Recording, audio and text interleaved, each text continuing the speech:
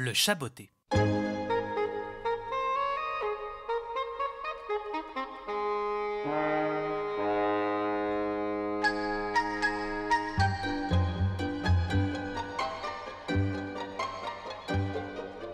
Il était une fois un vieux meunier qui n'avait pour fortune que son moulin, son âne et son chat. À sa mort, ses 3 fils héritèrent de ses pauvres biens. L'aîné eut le moulin, le second l'âne, et le plus jeune, le chat, ce qui ne le satisfaisait guère.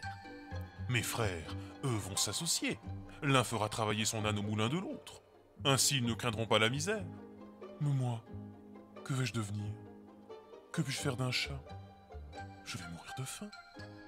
Vous vous trompez, mon maître. Fit le chat. Donnez-moi une paire de bottes et un sac, et vous verrez que vous n'avez pas fait une si mauvaise affaire avec moi. Bien que le garçon ne le crût pas vraiment, il confia à l'animal ce qu'il lui avait demandé. Après tout, un chat qui parlait, ce n'était pas courant. Une fois les bottes aux pattes et le sac au dos, le chat s'en fut au champ.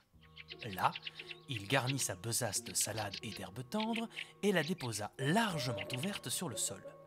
Puis il s'étendit par terre à son tour en faisant le mort.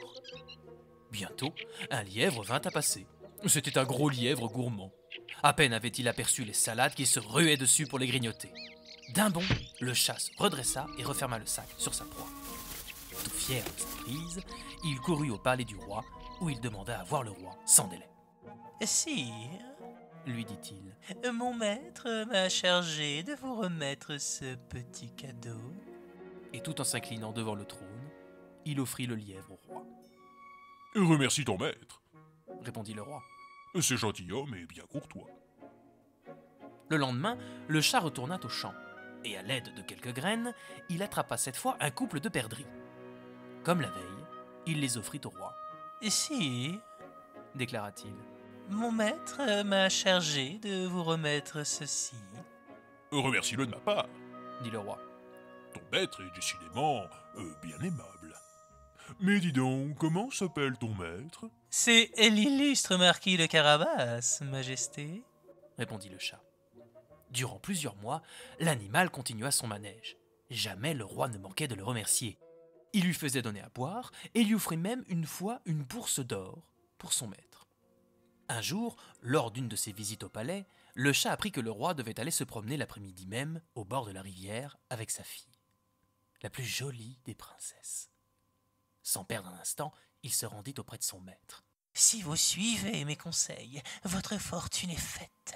Dès ce soir, vous serez vêtu comme un marquis et vous dînerez comme un prince. » Mais que dois-je faire? Demanda le garçon incrédule. « C'est très simple. Vous n'avez qu'à vous baigner dans la rivière. Je m'occuperai du reste. » Le jeune homme fut fort intrigué, mais il décida de faire confiance au chat. Tous deux se rendirent à la rivière. L'eau était très froide.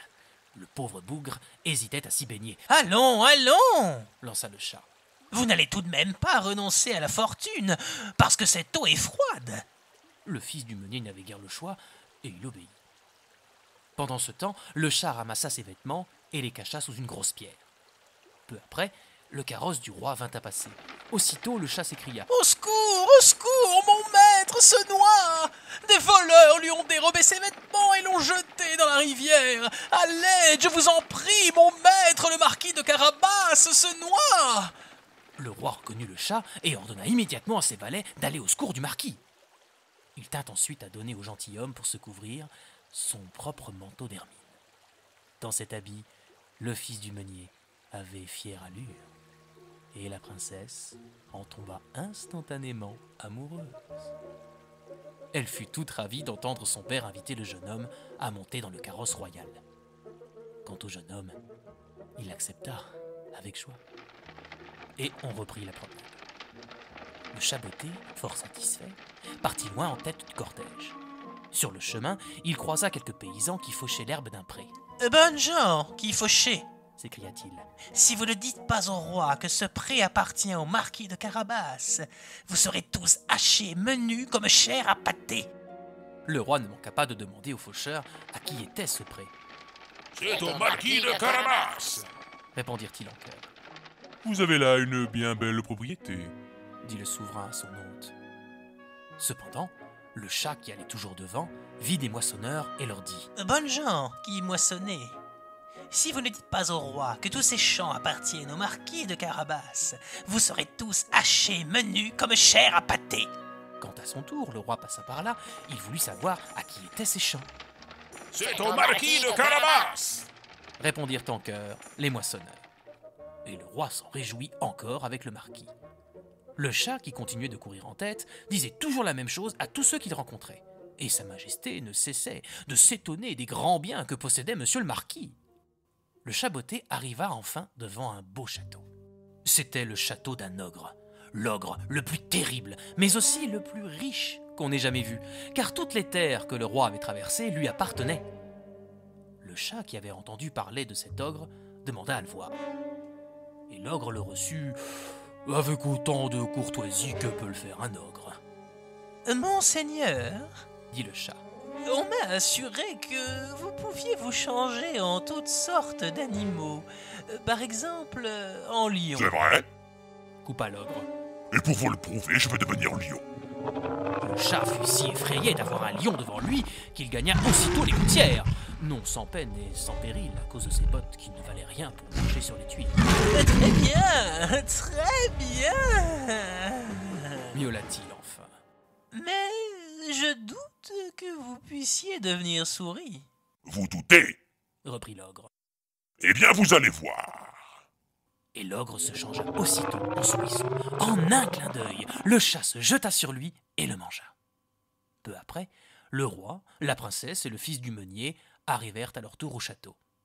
Le chat les attendait à l'entrée. « Que votre majesté soit la bienvenue dans le château du marquis de Carabas. » déclara-t-il. Si vous voulez bien me suivre, le dîner est servi. C'était le repas de l'ogre, mais à lui seul, il aurait bien nourri 20 personnes. Le roi se régala. Après avoir dîné, il s'adressa au marquis de Carabas.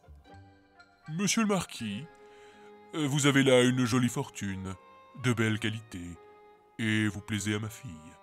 Il ne tient qu'à vous que vous soyez mon gendre. » Le garçon n'en croyait pas ses oreilles, mais il se hâta d'accepter. On célébra les noces le jour même. Le marquis devint prince, bien qu'il ne comprît jamais comment cela lui était arrivé. Le chat botté, quant à lui, devint grand seigneur, et ne courut plus après les souris que pour se divertir.